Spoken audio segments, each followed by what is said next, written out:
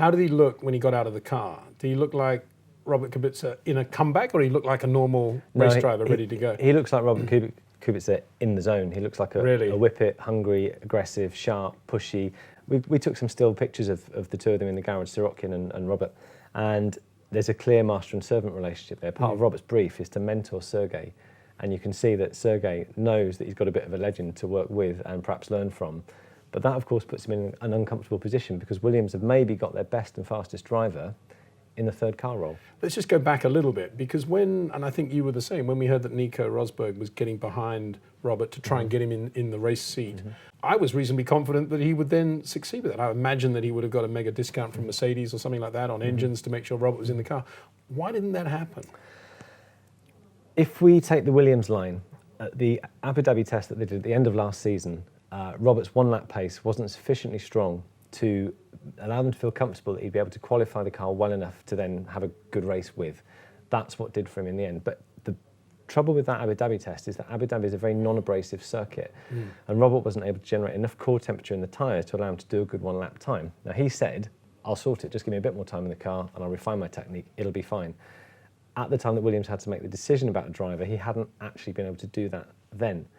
What we'll see this year is going to be very interesting, because if he does prove to be their fastest driver, and he's Robert Kubica, they've got him in a test and reserve driver role. So that could potentially be a bit strange for Williams as the season goes on. It'd be a fascinating thing to watch. And actually, I really hope it happens. It's a huge loss, I think, for Formula One not to have Kubica racing this year. I agree with you, except that I think the opportunity is still there. And Paddy Lowe spoke about this during the test on the first week in Barcelona. He said, this is still part of Robert's journey. Whether it's with us or someone else, he's still on the journey back to a race seat.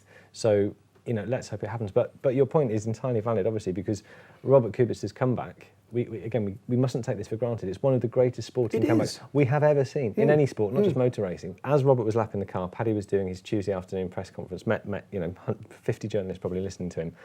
And I said to him quite innocently, Paddy, what happens if Robert proves to be faster than your two race drivers? And something that very rarely happened, which was there was a 13-second silence.